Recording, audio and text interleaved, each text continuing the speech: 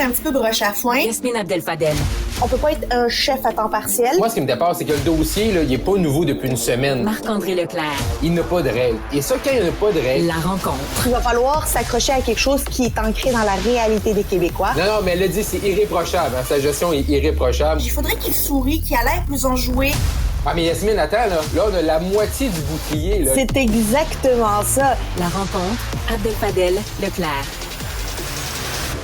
Alors que l'aide humanitaire se fait toujours attendre pour entrer dans la bande de Gaza, alors que le président américain Joe Biden a fait une adresse à la nation depuis la Maison-Blanche et qu'il revient tout juste d'Israël, où il s'est dit d'ailleurs satisfait des explications de Benjamin Netanyahou concernant le bombardement de cet hôpital dans la bande de Gaza. Ben, Justin Trudeau, lui, il est un peu plus nuancé. Salut Marc-André. Bonjour, Alexandre.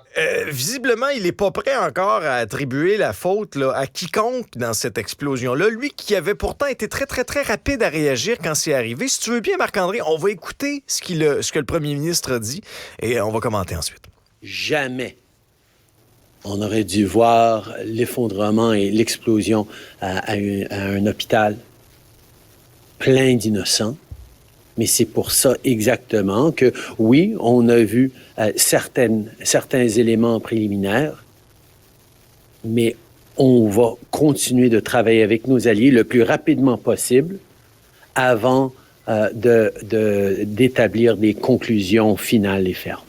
Je comprends pas, Marc-André, pourquoi Justin Trudeau marche sur des œufs comme ça. Je veux dire, il a vu les preuves. Joe Biden est catégorique, il croit à la version d'Israël. Non, mais avant ça, Alexandre, là, puis je vais répondre à ta question, mais quel effondrement? Monsieur Oui. Trudeau, hier, arrive. OK, puis là, il sait là, que là, sa déclaration de mardi, que c'était perçu comme une critique envers Israël.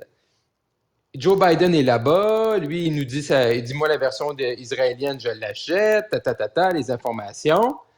Et lui, il nous parle d'un effondrement d'un hôpital. Quel hôpital est effondré, Alexandre? Aucun. Je veux dire, ça, c'était dit. Fait que là, à un moment donné, ça te tente-tu de gouverner? Là? Je veux dire, ça te tente-tu d'être là? Je veux dire, là, à un moment donné, tu sais que tu vas te faire poser la question. Hier, il était dans un forum là, avec des pays, là, des Caraïbes, tout ça. Mais là, tu sais, tu vas te faire poser la question. Au moins, utilise les bons mots, les bonnes circonstances, décris la bonne situation, surtout quand c'est un sujet qui est très chaud, là, présentement. Et Justin Trudeau, Alexandre, il est incapable, présentement, de prendre une position. C'est quoi sa position sur le conflit, sur la guerre là-bas? On la connaît pas. Parce que, puis même ce matin encore, il y a un excellent article de Steve Chase dans le Globe and Mail. Il y a des tensions à l'interne, là, au sein du caucus libéral, là, des deux côtés. Il y a des tensions. Puis là, M. Trudeau, là, on voit qu'il pèse ses mots. Mais la réponse qui nous a servi jeudi, ben, c'est la réponse qui aurait dû nous servir mardi à 14h lorsqu'il a commenté pour la première fois. Exactement. Mais là, jeudi, une fois que Joe Biden est arrivé là-bas, fait que là, mardi, on fait une jambette à Israël, un allié. Et là, jeudi, c'est quoi? On ne croit pas le président américain? On ne croit pas les services de renseignement américains? Ben là, on fait une jambette à Joe Biden. Là. Et là, nous, on va attendre. Là. Et nous, on attend quoi? Qu'est-ce qu'il attend, M. Trudeau? Là? Il attend un appel du Hamas pour expliquer c'est quoi leur version des faits. C'est là qu'à un moment donné, ça devient un peu insoutenable. Mais tu sais, une chance que Justin Trudeau, c'est pas lui l'arbitre du but d'Alain Côté, parce qu'on attendra encore une décision aujourd'hui. Là. Mais là, c'est un peu... Mais tu sais, je veux dire, là, à un moment donné, c'est prépare-toi. Là. C'est ça qui, à un moment donné, t'es comme... Ben là, les enjeux sont trop sérieux. Puis là, il nous parle également, Alexandre, de déchirement ici au Canada. Mais oui, OK, puis il y a des opinions des deux côtés, puis sans doute que... Mais je veux dire, c'est pas...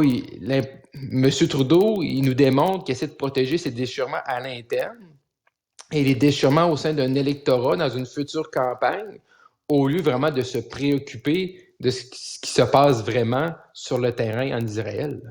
As-tu remarqué, Marc-André, lorsque Justin Trudeau commente une situation, quand les mots, par exemple, continuer, travailler fort, travailler avec nos partenaires, ça, règle générale, vous remarquerez, là, pas grand-chose qui ressort d'une déclaration comme ça. On dirait que c'est Non, comme non, les non, béquilles non, on là, qui travaille, sont on là, là. travaille. On travaille, puis pendant ce moment-là, Madame Joly, elle parle avec ses homologues. Fait que là, Oui. défile une liste d'homologues à qui elle a parlé. Mais à un moment donné, puis là, il y a des gens qui se posent la question, est-ce que M. Trudeau devrait aller sur le terrain comme Joe Biden l'a fait? Mais tu sais, si tu n'es pas capable d'exprimer une position claire, si tu n'es pas capable d'arriver là-bas avec un narratif qui se tient, ben reste chez vous, là. Je veux dire, tu vas aller là pourquoi, là? Mais ce que tu dis là, tu fais bien de le souligner, ça démontre la faiblesse du Canada maintenant sur la scène internationale. Souviens-toi, à une certaine époque, là, le Canada était considéré comme une puissance moyenne sur l'échiquier international, avait un rôle très important au niveau de la diplomatie, dans la gestion des conflits, d'essayer de faire des liens entre les belligérants. En 2023, Marc-André, là, on est ailleurs. Ah, ben 2015, hein, M. Trudeau disait Canada is back. Là. Clairement, on le voit. Sunny on ways, le voit pour... les voies ensoleillées. Sunny ways, my friends. Les voies ensoleillées, mes amis. Mais on le voit que, tu sais, puis c'est pas juste à cause de M. Trudeau, mais tu sais, là, quand c'est pas la Chine, c'est la Russie. Après ça, c'est l'Inde. Hein. L'Inde, là, il y a beaucoup de nos diplomates, là, ça passait un peu inaperçu hier avec toute la journée. L'Ukraine, qu'on a humiliée. Madame Joly. L'Ukraine qu'on a humiliée. Fait qu'à un moment donné, là, ben là, tu commences. Et là, hier, c'est ça qui est surprenant, c'est que les États-Unis, Alexandre, c'est notre allié depuis toujours. Là, puis ça va toujours l'être. Puis, je veux dire, on est dans une période, malheureusement, d'incertitude. On le voit, il y a des points chauds sur la planète. Mais tu peux pas mettre les États-Unis à dos, leur faire une jambette ou commencer. Non, je veux dire, si Joe Biden est allé si vigoureusement en disant qu'il appuyait la version d'Israël, je me demande ce que Justin Trudeau attend comme preuve. Le 23 octobre prochain, Paul Saint-Pierre Plamondon va présenter le budget de l'an 1 d'un Québec souverain. Ça fait énormément jaser déjà. Selon PSPP, un Québec indépendant serait viable. Il dit même que l'économie serait propulsée par l'indépendance du Québec. Ce quoi François Legault doute, hein? Il parle de perte d'emploi. Marc Tanguay paraît pas très intéressé. Quoi qu'il m'a quand même fait sourire avec sa pièce péquiste. Là. Quand même... Ouais, mais là, je voulais qu'on en parle un peu de Marc Tanguay, Alexandre, parce que hier, effectivement, sourire en coin, il nous parle de la pièce péquiste, mais lui, ça l'intéresse pas, là. Lui, ça l'intéresse pas de parler de ça, mais là, M. Tanguay, vous avez une opportunité, là, peut-être de faire revivre un peu votre parti politique, là. Réveillez-vous, là, je veux dire... Les libéraux sont supposés d'être là pour défendre les fédéralistes. Oui, sortez l'épouvantail! Sortez l'épouvantail de la souveraineté! Que le référendum s'en vient, on va perdre nos passeports, on va perdre nos rocheuses, beurré épais, là, je veux dire, c'est l'heure. Non, mais si les libéraux sont pas là pour défendre le Canada, puis pour contrer un PSPP qui a un élan, puis qui les présente un projet, puis l'an 1, ben, va-t'en! T'sais, après ça, ils disent, ben là, on veut recruter des candidats, puis on fait une campagne, puis une chefferie au printemps 2025. Mais là, vous n'aurez personne. Parce que même si ça... le PQ sont là pour faire le pays, puis les libéraux, ils ont été au pouvoir justement pour contrer les péquistes pendant plusieurs années. Mais si tu n'es plus prêt à jouer ce jeu-là, ben clairement, les libéraux sont sur les lignes de côté. Québec solidaire sont sur les lignes de côté. Fait que c'est un affrontement entre M. Legault et M. Saint-Pierre Plamondon. Là. Ouais. Et ce qui est un peu ironique, hein, c'est que la dernière fois qu'on a fait cet exercice-là, c'était François Legault qui l'avait fait. À l'époque où il était au Parti québécois. Oui, effectivement. Moi, j'ai hâte de voir l'exercice lundi. Bon, là, il y a déjà beaucoup d'informations qui sont sorties. C'est sûr que quand monsieur, puis tu viens de le dire, Alexandre, là, quand il dit M. Saint-Pierre Plamondon, je suis très convaincu que l'économie va être propulsée par cet événement-là, parlant que le Québec devienne un pays. Ça, c'est une vision un peu de licorne, là, toujours. Là. Je veux dire, c'est comme quand M. Couillard nous avait présenté son trio économique lorsqu'il a défait Pauline Marois, puis il disait qu'il allait avoir l'effet libéral. Là, que tout d'un coup, là, l'économie allait accroître à cause que les libéraux sont au pouvoir. Là. Fait que ça, j'ai un point d'interrogation là-dessus. Également, dans ces chiffres, là, quand il nous parle de la péréquation. Là, là, il prend la péréquation nette versus la péréquation brute. Bon, mais là, il dit c'est pas 13 milliards, moi je prends le brut, c'est 9. Puis là, en faisant des économies de programme. Je vais arriver à 8-9 milliards. Fait que là, on va faire des économies de programme. Donc là, Mais ça reste quand même présentement, il y a 8-9 9 milliards du fédéral. On le prend où, ça? Ouais, mais c'est 8-9 milliards. Ouais, mais c'est ça. Mais là, on fait des économies de programme en disant il n'y a plus de fédéral, il y a juste le Québec. Mais ça veut dire que présentement, il y a 8-9 milliards qui se dépensent au Québec pour rien du fédéral. On l'a vu dans les fusions municipales. On va faire des économies de taille, puis à la fin, on se rend compte que c'est pas vraiment le cas. Là. Fait que moi, j'ai hâte de voir également, parce que aussi, il y a la péréquation, il y a tous les transferts sociaux. Hein, Parce que péréquation plus tous les transferts, c'est 28 milliards. Comment on va compenser ça? On nous dit qu'on va avoir une armée à environ 4-5 milliards. Mais ça, c'est pas un quart du budget de l'armée canadienne. Fait que, tu sais, c'est pas si simple que ça. Moi, je dis pas que le Québec n'est pas viable économiquement. Tu sais, on a si on décide d'exploiter nos ressources au sens du monde, puis tout ça, puis qu'on décide de construire d'autres barrages, on est capable d'être économiquement viable, mais de le calculer. Parce que rendu là, il faut que tu prennes en compte qu'il y a des ministères fédéraux qui sont basés à Gatineau, qui vont retourner à Ottawa. Fait que là, la ville de Gatineau va perdre des pertes d'entrée d'argent. Tu vas-tu compenser ça? Tu sais, à un moment donné, faire le calcul réel du coût de la souveraineté, là, j'ai hâte de voir lundi, mais je pense que c'est plus compliqué quand tu veux vraiment aller chercher toutes les scènes puis les sous par rapport à qu'est-ce que ça coûte, là, vraiment de dire on est souverain, on a notre pièce québécoise, on a notre armée, puis on met une frontière sur la rivière des Outaouais. Hey, il y a eu un petit changement au Conseil des ministres de François Legault. Oui, très petit. Jean Boulet est maintenant responsable de 61% du territoire du Québec. C'est pas rien. Parce que Mathieu Lacombe, finalement, a renoncé à ses responsabilités de ministre responsable de l'Abitibi-Témiscamingue. Explique-moi une affaire. Il y a Pierre Dufour, Daniel Bernard et Suzanne Blais comme députés de la CAQ en Abitibi-Témiscamingue. Comment ça se fait qu'il n'y en a pas un qui est capable d'être ministre? Comment ça se fait qu'il n'y en a pas un qui est capable d'être au moins responsable de sa propre région? Ben, faut croire que M. Legault n'a pas ces trois personnes-là en haute estime, là, je veux dire. Parce que si M. Legault, dans sa tête, dans son entourage, un des trois noms que tu viens de nommer, là, était comme un incontournable. M. Dufour a déjà été ministre à la Forêt.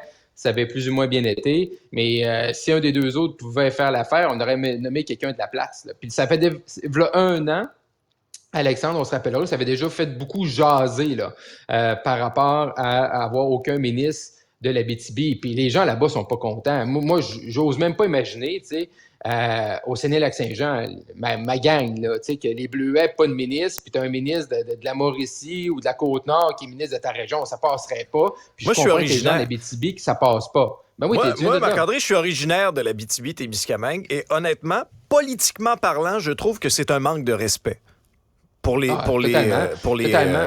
électeurs, les concitoyens de l'Abitibi-Témiscamingue. Parce que le Parti québécois s'est amusé hier là, dans un communiqué de presse. Il disait la distance, parce que Jean Boulet, là, il était à Trois-Rivières. Donc, Trois-Rivières à Val-d'Or, c'est 6h44 minutes de route.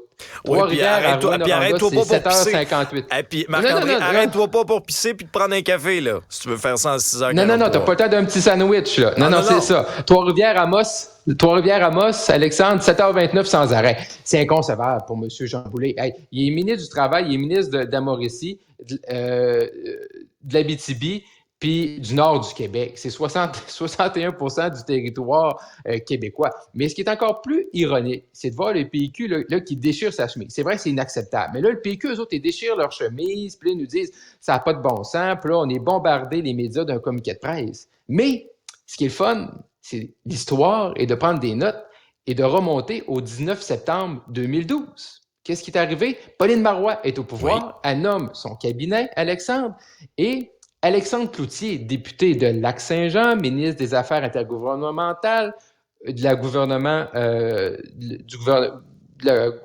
gouvernement souverainiste, ben M. Cloutier est également ministre de la Côte-Nord. Et Mme Marois avait boudé Marjolin Dufour et Lorraine Richard dans les comtés de Duplessis et René Lévesque. Donc, tu sais, le PQ déchire sa chemise. Ils l'ont déjà fait, bouder des élus locaux dans une région. Dans ce cas-ci, c'était pas l'Abitibi, c'était la Côte-Nord en 2012. Puis il avait pris un gars du lac, Alexandre Cloutier, qu'on avait mis également responsable ministre de la Côte-Nord. Donc, c'est sûr pour le PQ, faites attention aussi. Là, vous l'avez fait, mais en ce qui concerne l'Abitibi, moi, je comprends les gens. Puis c'est un manque de respect, surtout qu'il y a 3 circonscriptions. Les 3 circonscriptions sont caquistes. Fait qu'à partir de ce moment-là, tu devrais voter pour... tu devrais prendre quelqu'un qui est là. Ça fait partie de la game habituellement d'avoir une représentation régionale.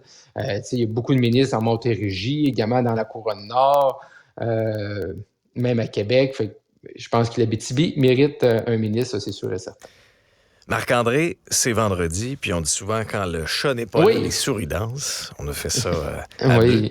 Je te proposerais 2 chansons du vendredi au lieu d'une. Tiens, un 2 pour 1. Ce qui a retenu l'attention cette semaine, c'est bien sûr ce vote de grève très, très, très important du Front commun à 95 %. Ça nous a inspiré, bien sûr, ce classique des Cowboys fringants, la manifestation.